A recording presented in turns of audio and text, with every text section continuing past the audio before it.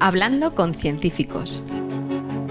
Un programa de cienciaes.com para divulgar los avances de la ciencia contados por sus protagonistas. Con Ángel Rodríguez Lozano. Hoy os invitamos a escuchar la dopamina y el aprendizaje. Hablamos con Samuel Liébana García.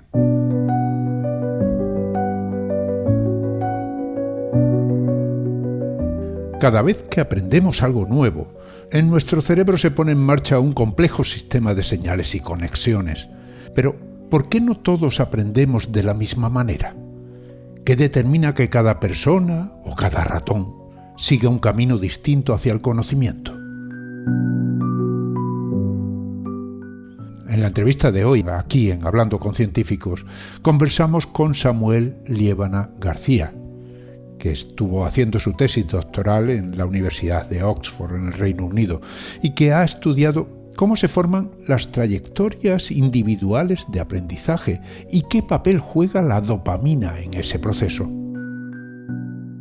A través de experimentos con ratones, combinados con herramientas de inteligencia artificial, Samuel y su equipo han descubierto que la dopamina actúa como una especie de señal de enseñanza, podemos decir. Una señal que moldea el aprendizaje de forma personalizada. El trabajo ha sido publicado en la revista Cell y nos ofrece una nueva mirada al funcionamiento del cerebro.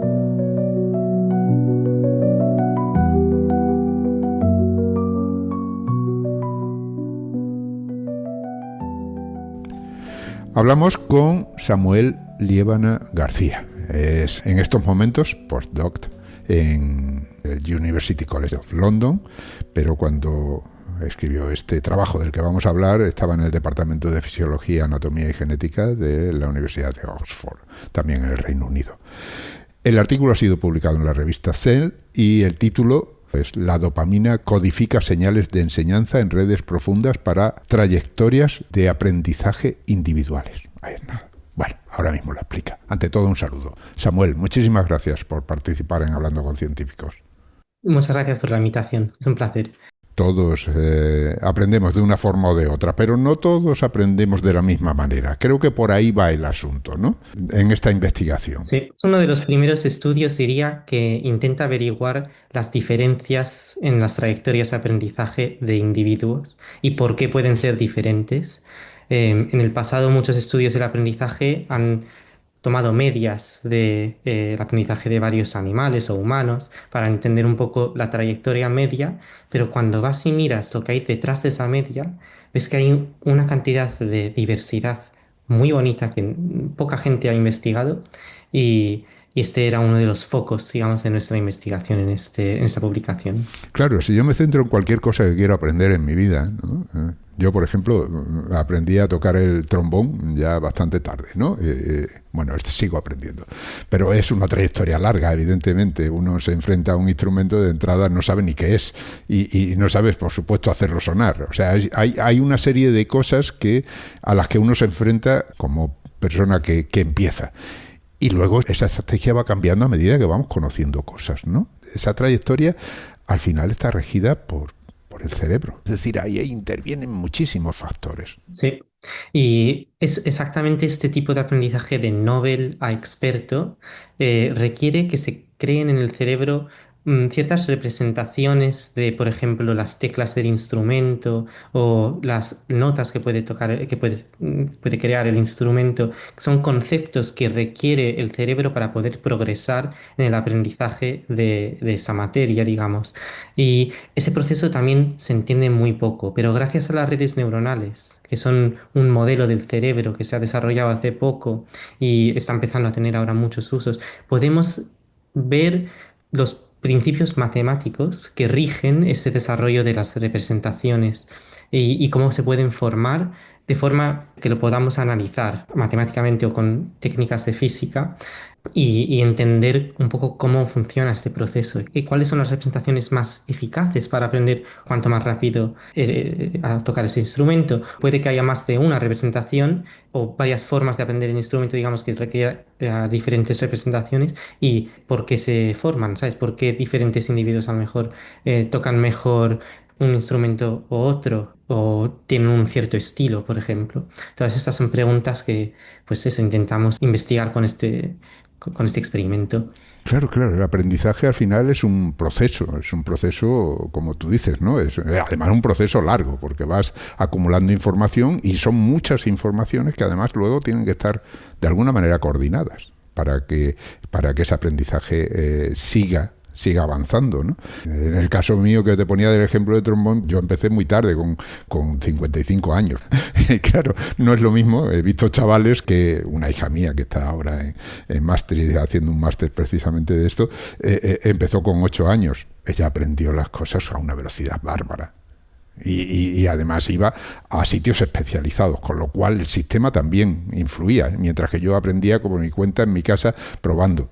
O sea, es distinto, ¿no? Hay muchos caminos que llegaban a Roma, ¿no? Probablemente también tenga unas representaciones mucho más detalladas del instrumento. Tendrá en su mente cuando está tocando ciertos sonidos a lo mejor que quiere producir, que a lo mejor nosotros ni siquiera podemos percibir al no ser expertos en ese tema. Bien, pues hablemos. Estamos hablando de aprendizaje, pero claro, todo esto ahí hay una máquina fundamental que es el cerebro. Y el cerebro es muy complejo. Estudiarlo Sí. requiere primero un montón de sabiduría, porque al final son investigaciones que se van apoyando en otras, ¿no? Y que van haciendo crecer ese conocimiento. Concretamente, vosotros estáis estudiando cómo es ese aprendizaje, pero a largo plazo, ¿no? No hablamos de un aprendizaje de un rato, de yo aprendo esto y lo repito dentro de 10 minutos, sino algo que requiere años. ¿Cómo hacéis eso? Claro, como no teníamos años en un doctorado, digamos, para poder analizar la trayectoria de aprendizaje de a lo mejor un humano, lo reducimos a varios días, casi 1 o 2 meses en ratones. Y justo, como dices, este proceso de aprender a lo largo de muchos días o ¿no? años requiere la formación de esas representaciones de las que hablaba antes, que la investigación que se ha hecho antes suele entrenar a animales como hicimos nosotros, digamos, pero sin monitorizar ese aprendizaje y después hacer al animal a lo mejor cambiar las respuestas ligeramente y ver cómo adapta a ese cambio de regla, digamos, de la tarea. O si no, a lo mejor le cambian de entorno, pero siempre ya teniendo mucha experiencia. Pero el rol de esa experiencia, digamos, en cómo ha formado su comportamiento y su trayectoria de aprendizaje no se entiende. Entiendo. O sea que lo que se había hecho hasta ahora era entrenar unos ratones, y eso se hacía, digamos, en un determinado momento, y cuando ya esos ratones estaban entrenados, es decir, ya habían aprendido, entonces se analizaba de alguna manera su comportamiento cuando variaban las cosas, ¿no? Pero vosotros intentáis abarcar más. Nosotros lo que hicimos para investigarlo un poco es diseñar una tarea en la que ratones tenían que estaban puestos enfrente de una pantalla y se les presentaba un estímulo que era como un círculo de luz, o a la derecha o a la izquierda de la pantalla, cada como 3 o 4 segundos, y ellos tenían que decir dónde estaba ese estímulo. Utilizando una ruedecilla, si estaba a la derecha, tenían que mover la ruedecilla a la izquierda para traer el estímulo al centro de la pantalla. Si estaba a la izquierda, tenían que mover la ruedecilla hacia la derecha. Si lo hacían bien y el estímulo estaba en el centro de la pantalla, recibían una recompensa. Si, sin embargo, lo movían fuera de la pantalla, en el lado incorrecto, se les, digamos, castigaba con un sonido que no les gusta de 1 segundo. Ya, o sea bueno, pues estamos hablando de ratones y estamos hablando de una investigación que aporta, digamos, luz al comportamiento precisamente del aprendizaje humano. ¿Qué pasa? ¿Que son muy parecidos los ratones a los humanos en ese sentido, en cuanto a los circuitos neuronales que llevan al aprendizaje? Pues hay un circuito que está muy conservado a lo largo de la evolución, digamos, y de muchos organismos, que es el circuito dopaminérgico. Lo tienen hasta las moscas de la fruta. Y este circuito está en nosotros también, en los ratones. ¿Y qué hace ese circuito? Lo que hacen estas neuronas en el circuito dopaminérgico es que comunican con otras neuronas a través de un neurotransmisor que se llama la dopamina. O sea que la dopamina es una sustancia que utiliza una neurona para enviarle un mensaje a otra neurona, es decir, para comunicarse con ella. Eso es básicamente un neurotransmisor. Sí. Y la dopamina se ha relacionado con muchas cosas, pero principalmente con el placer, también con la adicción. Una observación bastante antigua, digamos, es que hay neurona que responde mucho cuando se le da una recompensa a un animal. Por ejemplo, de los primeros experimentos en los que se monitorizó la actividad de este tipo de neuronas era en simios a los que se les daba una gotita de zumo. Y cuando se le daba, si la gota no la predecían, no sabía que iba a llegar esta gotita, disparaban las neuronas de forma loca, digamos, y en esos momentos se oían las neuronas porque utilizaban la señal eléctrica que produce para producir un sonido. Era una señal muy interesante porque indicaba la felicidad del animal. Y poco a poco se fue viendo que si esa recompensa se predecía, era más pequeña la respuesta dopaminérgica a la recompensa. Esto parece que es como una señal que indica cuánto me espero una recompensa o no. Si pensamos en aprendizaje como, digamos, cambios del cerebro para obtener más recompensas o para aprender a predecir recompensas y cómo buscarlas, se empezó a pensar que a lo mejor esta señal que baja a medida que predecimos recompensas puede estar indicando cómo de bien hemos aprendido a obtener una recompensa. Entonces, nuestro progreso, digamos, a lo largo del aprendizaje. Uh-huh. O sea que la dopamina en ese sentido nos incita a aprender más. Exacto. O sea, nos incita a decir, vamos a seguir adelante, un paso más, que esto es interesante, de alguna manera. Refuerza nuestro comportamiento, exacto. Y de hecho, esta observación después se conectó con un campo de la informática que se llamaba el aprendizaje por refuerzo, que eran una serie de algoritmos que utilizaban ordenadores para aprender tareas, digamos, en la que se utilizaba una señal muy similar a esta que acabo de describir, que parece que codifican las neuronas dopaminérgicas y hacían que los ordenadores pudieran aprender pues, cosas que no pensábamos que podían, que, por ejemplo, a navegar entornos para buscar, pues eso, recompensas en ciertos lugares y cada vez que la encontraban reforzaban el camino que habían tomado para llegar. La señal de aprendizaje principal era justo esta diferencia entre la predicción de una recompensa y la recompensa obtenida.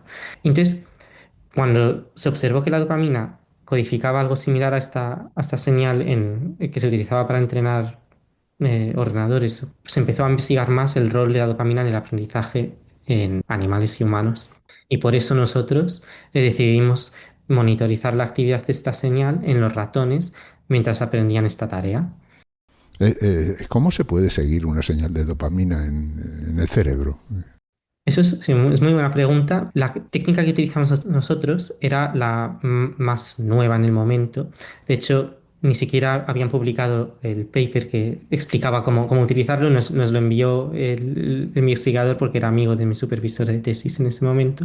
Y lo que hace es diseñar una versión del receptor de dopamina que tienen las neuronas que reciben, digamos, conexiones de las neuronas dopaminérgicas alterada para que cuando una molécula de dopamina se conecte al receptor, se haga fluorescente. Y entonces de esa forma, poniendo una fibra óptica encima de una región que recibe señales dopaminérgicas, si tienen este tipo de receptores modificados, podemos ver cuánta dopamina se ha liberado mirando los niveles de fluorescencia en esa zona. O sea, como sacar una imagen realmente. Y lo que es más brillante, ahí es donde está la dopamina. Exacto. Ajá. Y en base a cuánto brilla, podemos saber cuánta dopamina hay. Y todo esto con una resolución de milisegundos, vamos, entonces se puede ver en tiempo real, cosa que ahora mismo está siendo revolucionario en el campo y se han diseñado este tipo de receptores para otros neurotransmisores como la serotonina, como la acetilcolina y estamos empezando a poder monitorizar estas señales mientras un animal está moviéndose, interaccionando con un entorno, aprendiendo una tarea, cualquier cosa. Claro, o sea, al final esos neurotransmisores son la señal que comunica unas neuronas con otras, ¿no? O sea, que realmente lo que está estableciendo es un circuito. Sí, lo que sí, es como, digamos, el mensaje que envía una neurona a otra, indicando si debe o no disparar, digamos, encenderse, porque las neuronas comunican a través de potenciales de acción, como, son como disparos muy rápidos de voltaje. Sí, una señal eléctrica, al fin y al Exacto. cabo. Y esos neurotransmisores indican cuándo encenderse y cuándo no. Ajá. Y en el caso de la dopamina tiene otra función, no solamente la de comunicar a la neurona siguiente si tiene que encenderse o no, sino que también causa plasticidad y puede fortalecer sinapsis entre las neuronas cercanas a donde se libera la dopamina y de esa forma la próxima vez que se activa una neurona que está en esa zona causará, requiriendo menos actividad, la actividad de la neurona siguiente. Entonces refuerza las conexiones entre las neuronas. Claro, o sea que ese es un proceso de aprendizaje, Exacto, en ese caso. O sea que ahí están aprendiendo las neuronas a funcionar o a responder más rápidamente a un estímulo determinado. exacto. Ajá. Y responder con más fuerza también. Con más Y así fuerza. como pensamos que aprende el cerebro, modificando la fuerza de estas sinapsis, de estas conexiones entre neuronas, y de esa forma, por ejemplo, en la zona en la que monitorizamos nosotros la liberación de dopamina, que se llamaba el cuerpo estriado, esa zona se sabe que representa acciones. Hay neuronas que representan, por ejemplo, el movimiento de una mano hacia la derecha, el movimiento de otra mano a la izquierda. Hay poblaciones de neuronas en esa zona que codifican acciones del cuerpo y esas neuronas del cuerpo estriado reciben conexiones de neuronas en la corteza que se piensa que lo que hacen es representar el entorno. Entonces tenemos el entorno que nosotros percibimos con los ojos o las orejas o el tacto, esos estímulos se representan en la corteza, en diferentes partes dependiendo de qué tipo de input sensorial estamos recibiendo y después esa actividad se envía al cuerpo estriado para determinar qué acción tomar.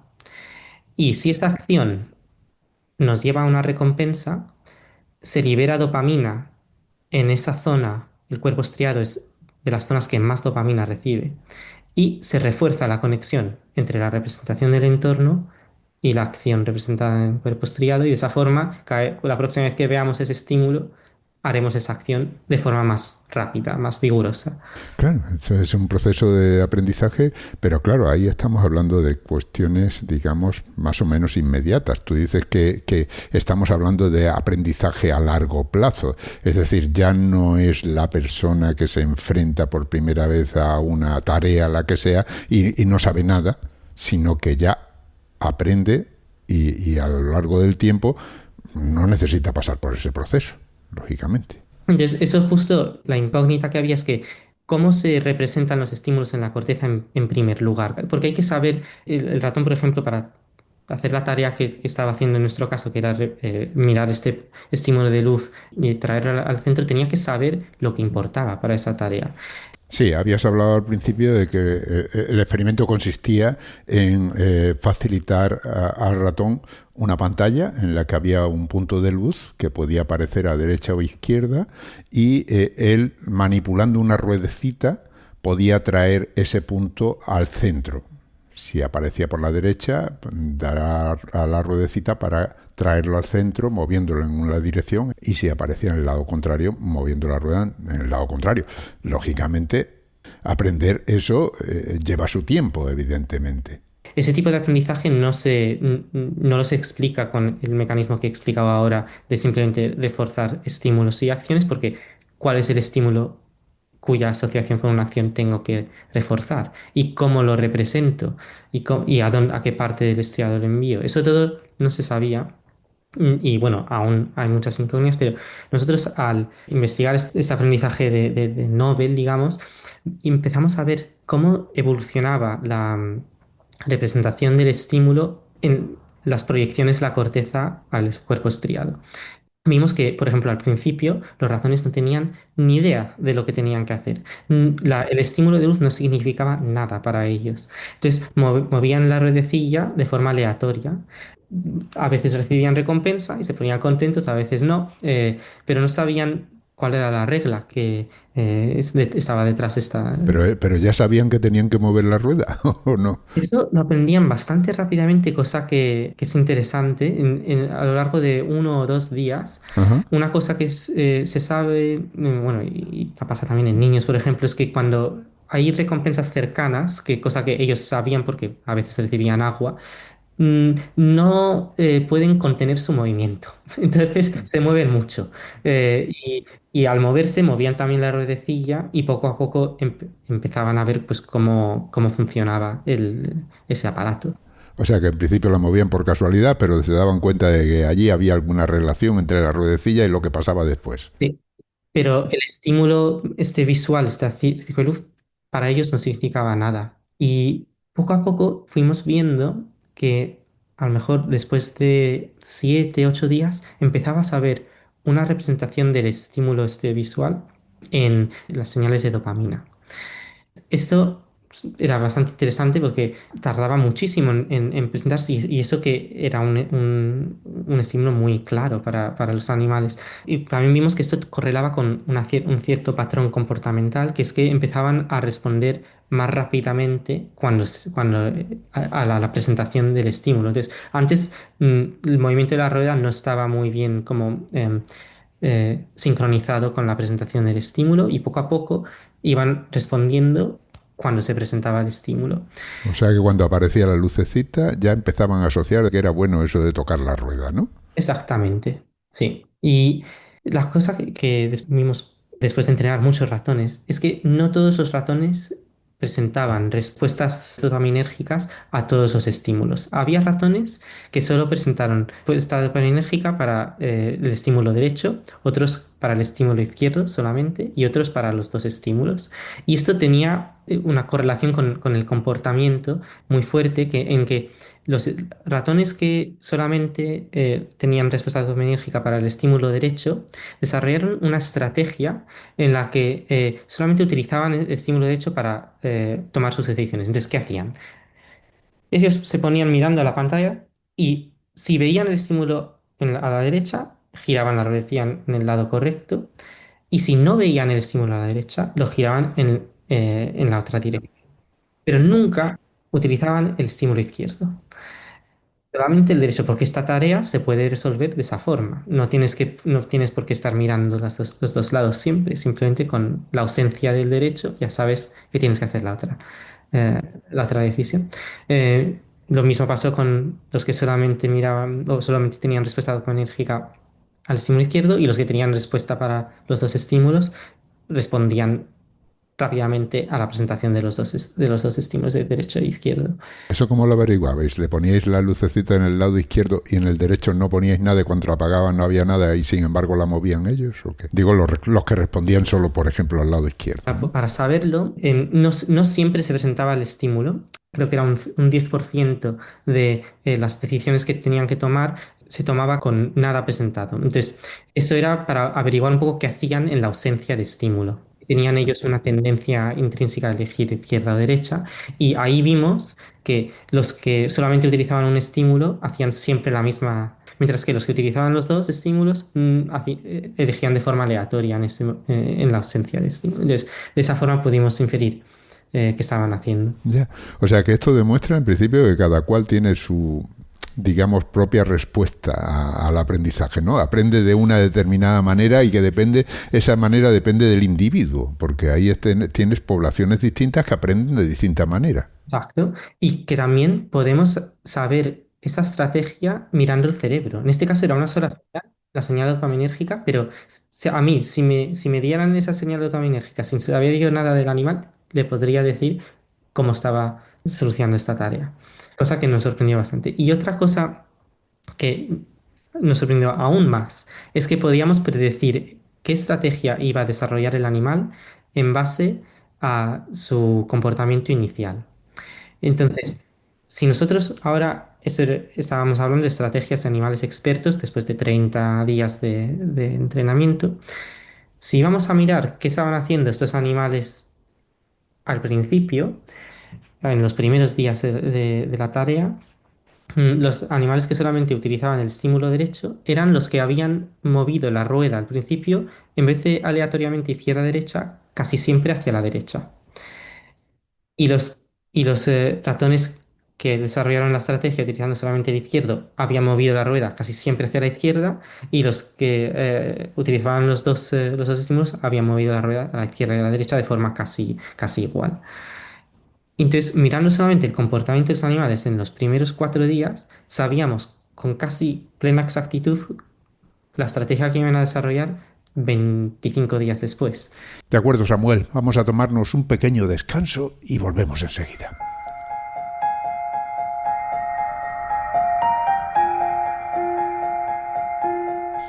Estáis escuchando Hablando con Científicos, un podcast de cienciaes.com para divulgar la ciencia de la mano de sus protagonistas. En nuestra página web, cienciaes.com, podéis encontrar más de 500 entrevistas con científicos de todas las disciplinas. Os invitamos a escucharlas y compartirlas en redes sociales con vuestros amigos y conocidos. Cienciaes.com ofrece un conjunto de podcasts de acceso libre y gratuito a través de iTunes, Spotify, Google Podcasts, iVoox, TuneIn y muchas más plataformas. Todo en cienciaes.com.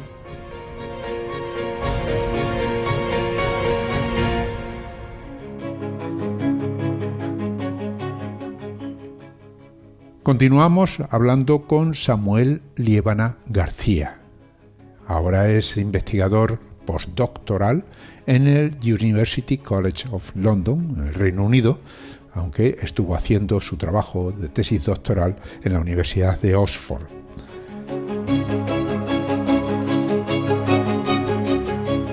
Samuel, comentabas que esos ratones con los que habéis estado haciendo esos experimentos que conectan la dopamina con el aprendizaje, decías que aquellos ratones que en un primer momento, digamos, tenían una tendencia de aprendizaje, como aquellos que observaban solo el lado derecho de la pantalla y movían la rueda de manera correspondiente, pero no necesitaban observar el lado izquierdo porque ya asumían que cuando no aparecía en el derecho debía estar ahí, tenían, digamos, ya marcado un camino que se reflejaba a lo largo de toda su vida, ¿no? O sea que viene a ser como ser diestro o zurdo, ¿no? Cuando uno es pequeño tiende a usar la mano derecha, entonces es diestro y ya está de alguna manera marcado a ser diestro para toda la vida, y lo mismo sucede si es zurdo. Exactamente. Por ejemplo, nosotros no sabemos muy bien qué causaba esa diversidad inicial de cómo movían la rueda. En el paper explicamos que se sabe que hay algunos que tienen preferencia por utilizar la pantalla derecha, otros la izquierda. También al principio, si por ejemplo un animal recibió más recompensas para decisiones o movimientos derechos que para izquierdas, justo al principio, en las primeras 10 o 20 decisiones, a lo mejor causó después una asociación, digamos, inicial más fuerte para una decisión que la otra, y esto se reforzó y causó decisiones constantes hacia un lado o hacia el otro. No tenemos una respuesta clarísima. Puede que haya componente genético. Hay muchísimas cosas que definen cómo empieza un animal su trayectoria de aprendizaje, pero la cosa que nos sorprendió es lo sistemático que era, que en base a esa posición inicial que nosotros podíamos trazar con una sola variable, que sería la tendencia de elecciones iniciales, define completamente tu trayectoria de aprendizaje. O sea, bien.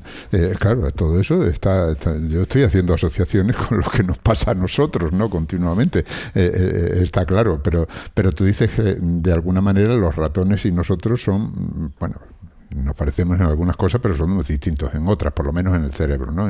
En cómo se transmiten o qué lugares del cerebro se utilizan en un momento determinado, ¿no?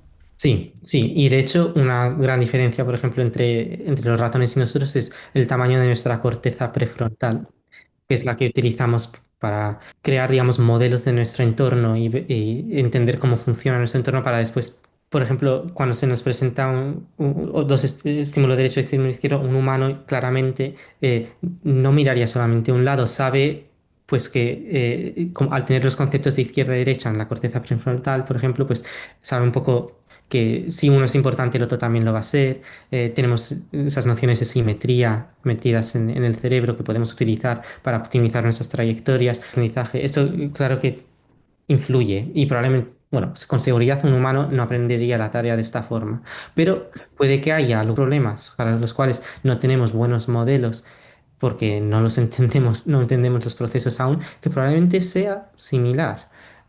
Y no nos podamos mover, digamos, si hay un espacio de comportamientos que podemos navegar mientras aprendemos, no podemos movernos de forma rápida y aleatoria a través de este espacio de comportamientos y sin embargo nos movemos dictados por nuestros mecanismos de aprendizaje en ciertas direcciones. Claro, claro, no estamos dando palos de ciego continuamente, sino que esos palos de ciego son iniciales hasta que ya aprendemos un camino y a partir de ahí se refuerza ese camino, ¿no? Exacto, sí. Ajá, estamos influenciados por cómo empezamos a aprender en cuanto al camino que seguimos después, ¿no?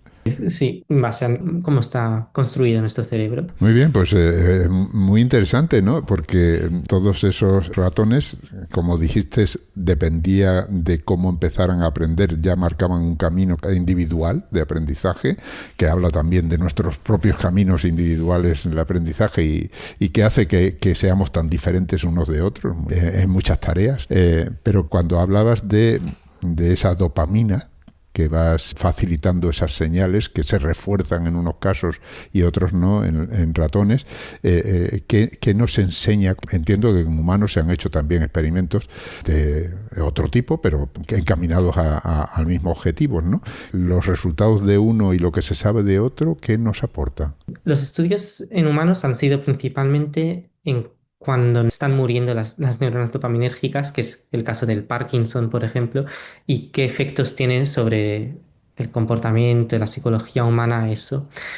Como no tenemos capacidad de medir dopamina como estamos haciendo en los ratones y en los humanos, no ha habido estudios que han podido investigar, por ejemplo, a lo largo del aprendizaje, cómo se activan las neuronas dopaminérgicas. Entonces, sabemos poco del rol en humanos, pero sí, en simios sí que se ha hecho más. Se sabe que actúa de forma similar a lo que estaba describiendo antes de codificar esta diferencia entre predicción de recompensa y recompensa obtenida y esa diferencia, esa señal, te dice cuánto aprender. Entonces, al principio, por ejemplo, si no predecimos la recompensa y se nos da una recompensa, decimos, uy, nos hemos equivocado mucho en nuestra predicción, tenemos que cambiar nuestras asociaciones mucho, digamos, esa señal es muy grande, para corregir nuestro comportamiento y direccionarnos hacia esa recompensa de forma más rápida. O sea, es como una forma de analizar, digamos, qué es lo que ha ocurrido, ¿no? He recibido esto, no sé por qué,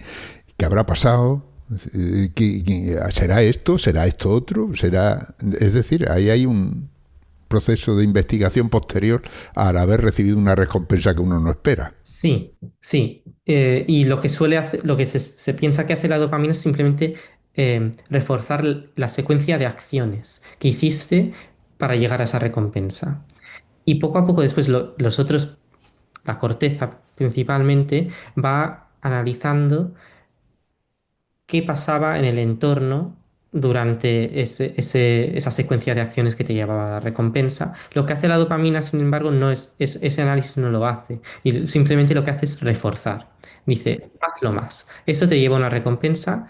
Si nunca habías recibido esa recompensa y te sorprendió mucho, refuerzas mucho ese comportamiento porque esa señal dopamínea es muy grande y a medida que ya lo vas obteniendo esa recompensa más y más, la vas prediciendo más a lo largo porque la corteza ha ido analizando cómo iba evolucionando el entorno. Claro, o sea que dentro de todas las posibilidades que podrían estar relacionadas con la recompensa, cuando se repite la recompensa, porque uno ha tocado a lo mejor el botón correcto dentro de una serie de botones, se refuerza esa acción con respecto a otras, ¿no? Y al final encuentras un camino fácil para llegar a la recompensa sin necesidad de andar experimentando.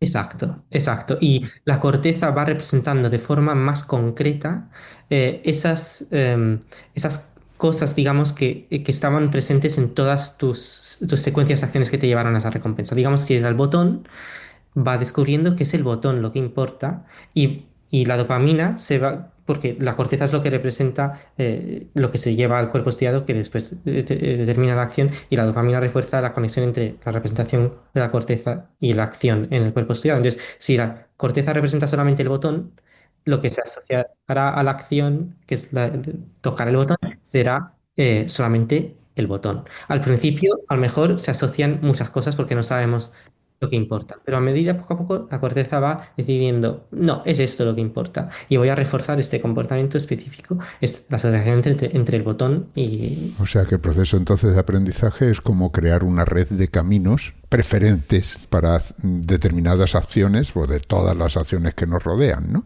O sea, cuanto más se potencian unos, más claro queda ese camino. Y como son muchas cosas las que nos rodean y muchas las cosas que aprendemos, pues cada aprendizaje crea su propio camino. Exacto. Y observamos en estos ratones es que depende mucho de esas representaciones de la corteza. Como estaba diciendo, los ratones que solamente utilizaron el estímulo derecho solamente tenían una representación del estímulo derecho en la corteza. Eso no lo verificamos, pero es nuestra predicción y lo estamos verificando ahora, en realidad, monitorizando actividad en la corteza visual. Entonces, eso esperamos dentro de poco tener la respuesta clara. Pero esa es nuestra predicción, que los ratones que solamente representaban en la corteza el estímulo derecho y los que utilizaban los dos tenían las dos representadas. Entonces, es como justo como decías, esa trayectoria está definida por qué identificamos y qué es lo que importa, ¿no? Y cómo vamos asociando esas cosas que decidimos que importan con acciones. Y la fuerza, digamos, de esa conexión se determina por la señal dopaminérgica. Si es muy grande porque hay mucha recompensa, se asocia mucho. Si la recompensa es más baja, pues menos. Y a medida que vamos consolidando ese comportamiento y esa asociación, el nivel de dopamina va bajando porque ya no hay más que aprender. Ya esa asociación se ha fijado. Claro, no interesa andar machacando en el mismo camino cuando el camino ya está creado, ¿no? O sea, ya no es necesario. Ajá. Esto dice que viene a decir que la dopamina es importantísima en nuestro cerebro, ¿no? ¿Qué pasa? Que no hay otro neurotransmisor, digamos, que en un momento determinado, si la dopamina empieza a fallar, lo pueda sustituir, o existen otros neurotransmisores que intervengan en este proceso. Pues es una excelente pregunta y la respuesta se ve si miras a pacientes con Parkinson y verás que no solamente tienen déficits de movimiento, sino también de aprendizaje y también de motivación, por ejemplo. Muchos desgraciadamente tienen casos de depresión. Se sabe que un animal sin dopamina se muere. Ha habido estudios de lesiones de las centrales dopaminérgicas del cerebro, que son dos, la sustancia negra pars compacta y el área tegmental ventral. Solamente hay dos zonas con neuronas dopaminérgicas. Si se lesionan, el animal se muere. Si se hace solamente en un hemisferio, en animal se hace lo que se llama hemiparkinsoniano. Puede seguir viviendo porque aún tiene neuronas dopaminérgicas en el otro hemisferio, pero vive mal, digamos, con solamente una parte del cuerpo que puede mover y aprender también solo en una mitad del cerebro, digamos. Pero sí, otros neurotransmisores que se está empezando a descubrir que son también importantes para el aprendizaje son la acetilcolina y la serotonina. Eso es investigación muy temprana, pero como tenemos ahora estos sensores que pueden monitorizar en tiempo real los niveles de neurotransmisores, se está viendo que lo que parece que hace la serotonina es decidir cuánto aprender de un evento que causa recompensa y cuánto no aprender. Entonces, digamos que se libera dopamina porque hemos recibido una recompensa. Lo que diríamos antes de saber nada de serotonina y acetilcolina es que simplemente reforzamos esas secuenciaciones. Pero lo que puede hacer la serotonina es decir, no, en realidad esta recompensa no es tan importante, vamos a bloquear ese aprendizaje. Y al subir los niveles de serotonina se bloquea esa señal de aprendizaje de la dopamina. Y si sin embargo bajan los niveles de serotonina, esa señal dopaminérgica se utiliza para aprender. Entonces actúa de como puerta. ¿Aprendemos o no de esa señal dopaminérgica? Se piensa que esto es útil porque en, por ejemplo, un entorno muy aleatorio, en el que las reglas van cambiando mucho, no es muy buena idea estar cambiando constantemente tus sinapsis en base a las recompensas que te vienen de forma aleatoria e ir como dándose golpes, digamos, cambiando tu comportamiento constantemente.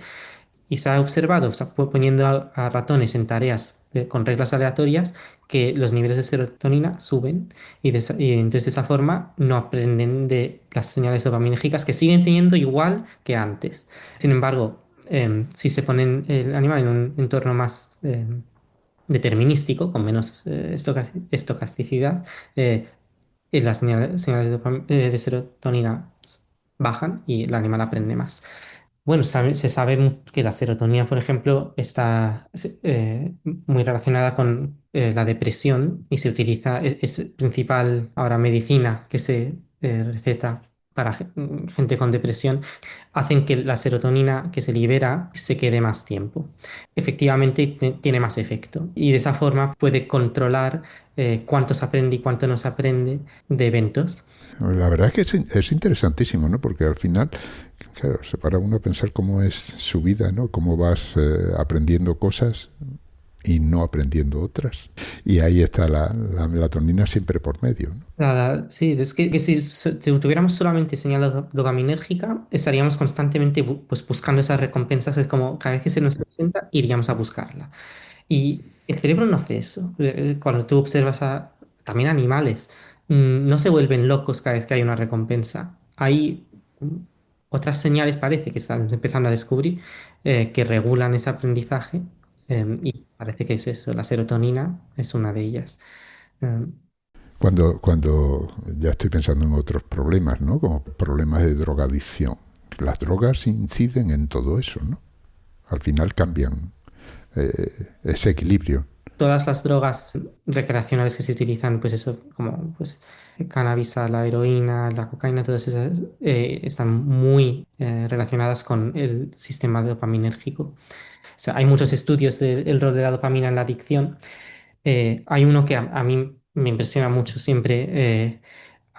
Hicieron un estudio en el que pusieron una fibra óptica encima de las neuronas dopaminérgicas de estas centrales que te he comentado antes, la sustancia negra, por ejemplo, sí, y la zona tegmental ventral.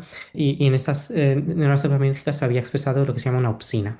Una opsina es un canal de iones que hemos diseñado nosotros, digamos, bueno, viene de las medusas, pero lo utilizamos nosotros para poder activar, encender o apagar neuronas con luz. Entonces, nosotros expresamos estos canales de iones activados por luz en las neuronas dopaminérgicas.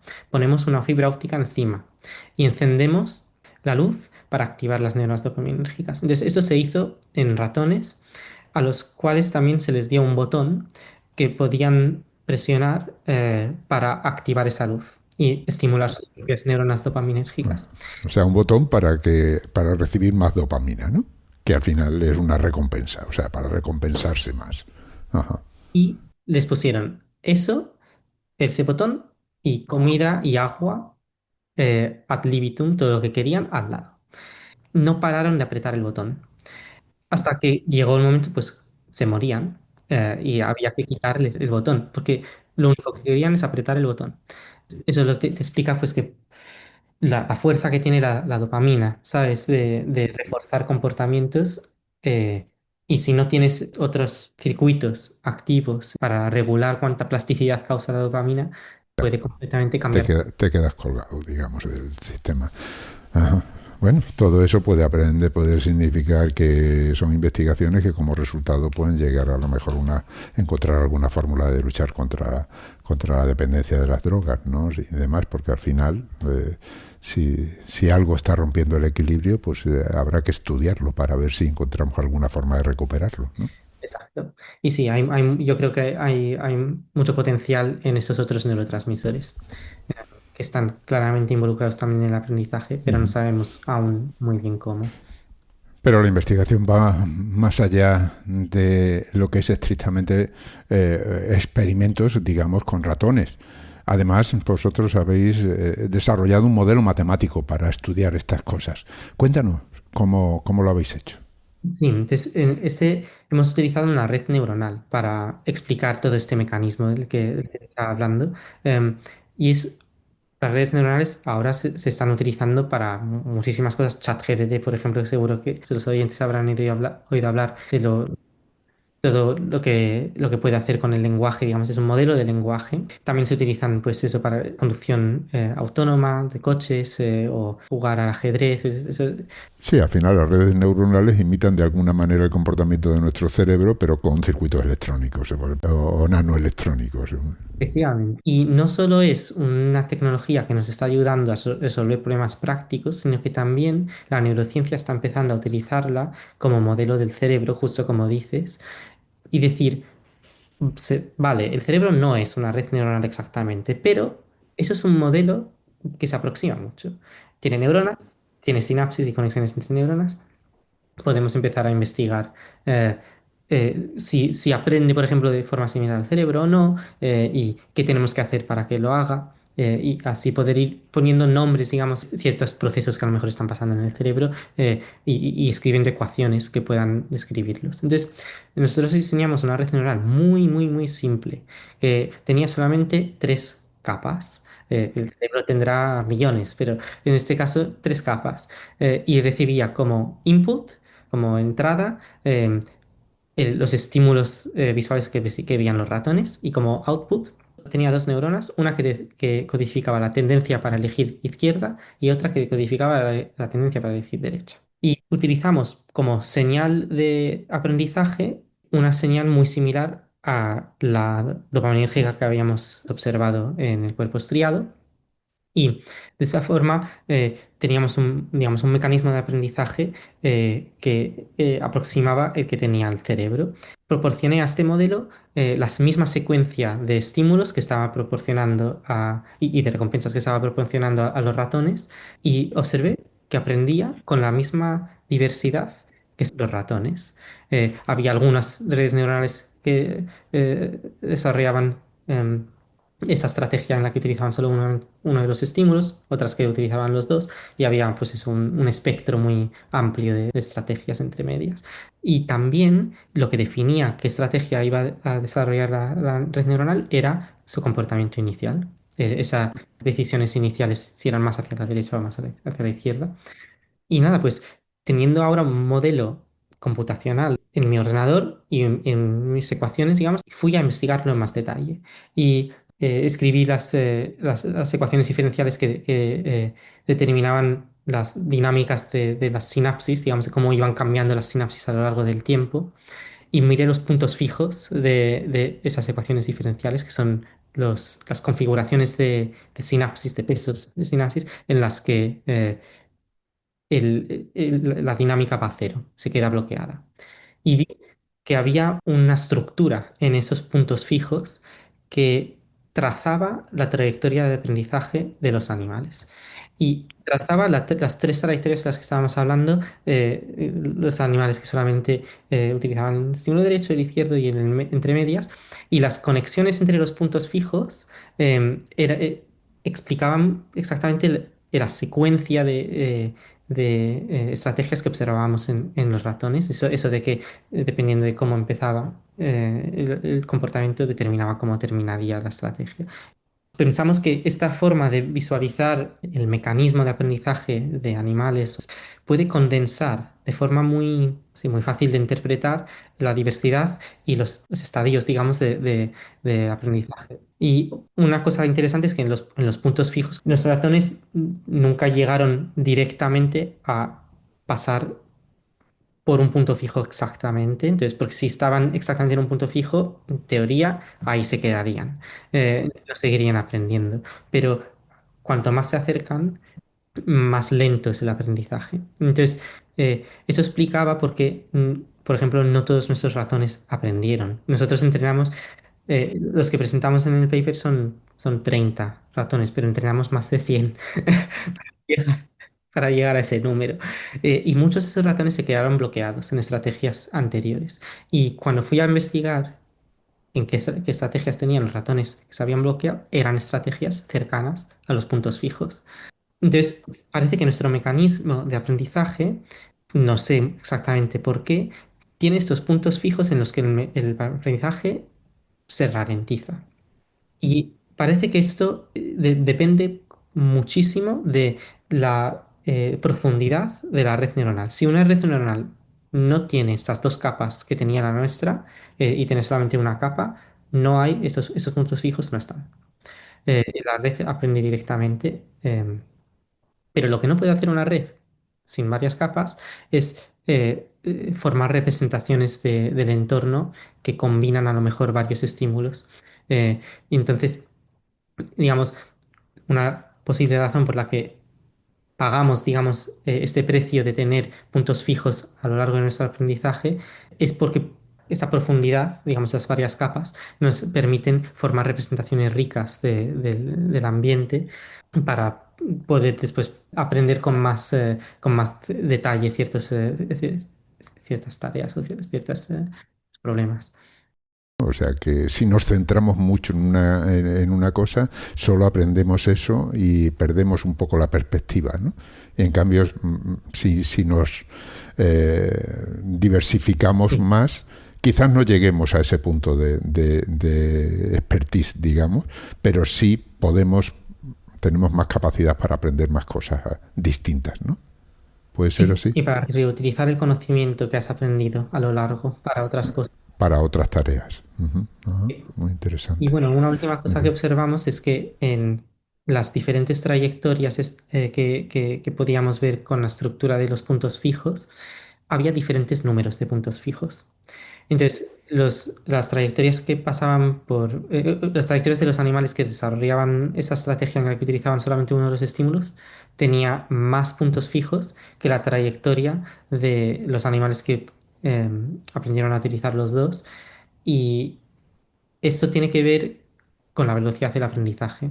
Y de hecho observamos que los ratones que utilizaban los dos y tenían menos puntos fijos aprendían poco más rápido que los otros. Vamos, que como empiezas, tu trayectoria de aprendizaje puede Puede ser... determinar el futuro de lo que aprendes, ¿no? O sea que si estás sesgado ya desde el comienzo porque hay una parte que no aprendes porque no es necesaria realmente, ¿no? Porque al final resuelves el problema con la parte izquierda mirando solo eso. Pero ahí has perdido oportunidades. Parece también que causa, en esta tarea específica, causa que aprendas más lentamente. Supongo que ahora eso es un punto de partida, seguís investigando, ¿no? Y seguís ampliando esas redes neuronales, supongo que las seguiréis ampliando para tener mayor conocimiento, porque como tú has dicho, el cerebro es muchísimo más complicado, pero también es verdad que los conocimientos de redes neuronales y lo que se está creando está siendo cada vez más complejo, y la prueba la tenemos ahí en la IA, ¿no? Sí, sí, completamente. Ahora, mi objetivo sería intentar escribir el mecanismo de aprendizaje de humanos, pero una red neuronal que pueda explicar eso que pueda explicar el mecanismo de humanos, estamos, yo creo, un poco lejos de obtenerlo. Entonces, pensar en obtener esa estructura de puntos fijos para los humanos creo que es un poco difícil ahora mismo, pero sí que a lo mejor sí que se puede descubrir observando datos de aprendizaje. Entonces, estoy empezando a colaborar con escuelas aquí en el Reino Unido para ver si puedo obtener trayectorias de aprendizaje de estudiantes y observar en qué puntos se bloquean ¿sabes? Y ralentiza su aprendizaje y de esa forma ir viendo los estadios de aprendizaje y a trazar este mapa de puntos fijos, porque me puede decir mucho de cómo es la red neuronal, digamos, que está detrás.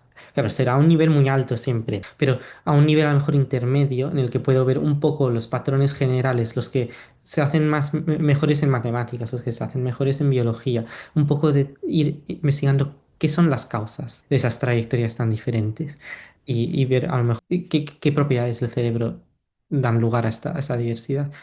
Ya para terminar, a mí me gusta siempre que habléis del equipo, el equipo con el que has trabajado, que comentes cómo ha sido ese trabajo.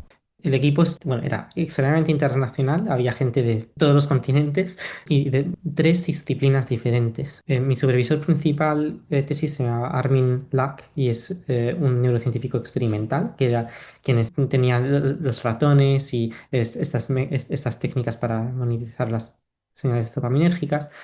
Mi segundo supervisor es un experto en IA y en las redes neuronales, y con el que diseñé esta red neuronal para describir el mecanismo de aprendizaje. Y mi tercer supervisor era un matemático que me ayudó pues con el análisis de la red neuronal y también el análisis del comportamiento de los animales. Además de ellos, estaba todo el equipo que ayudó con el entrenamiento de los animales, las cirugías para poner las fibras ópticas para mirar los niveles de dopamina, además de varias conversaciones con físicos y con otros matemáticos para aprender nuevas técnicas para analizar todos estos datos. Mis dos supervisores principales están los dos en Oxford. Mi supervisor experto en IA estaba en University College London y es con quien trabajo ahora.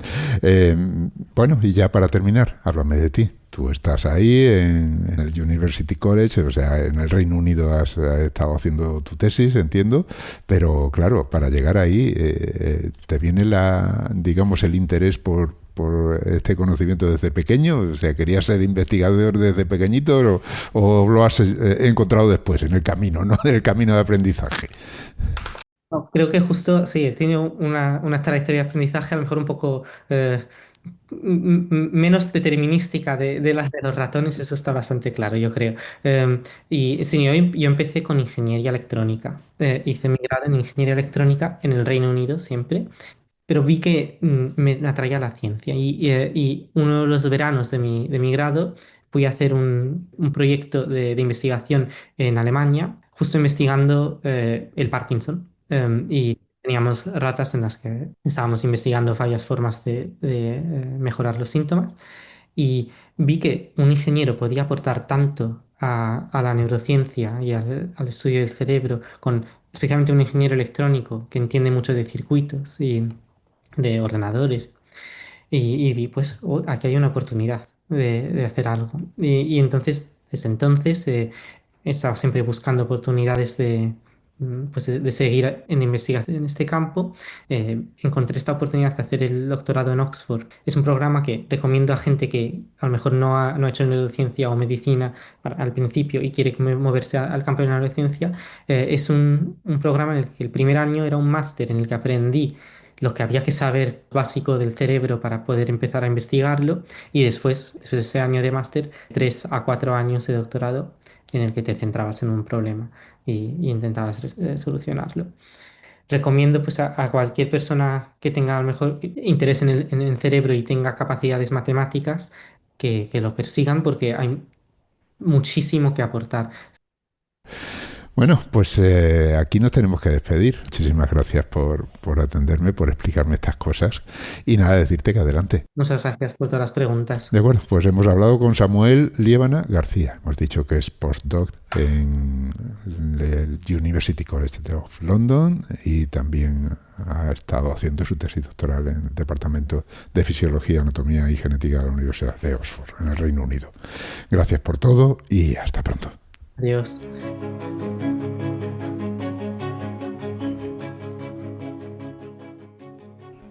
Y como siempre, antes de despedirnos, tengo que recordaros que Hablando con Científicos y el resto de los podcasts de cienciaes.com son posibles gracias a vuestras donaciones. Es nuestra única fuente de ingresos.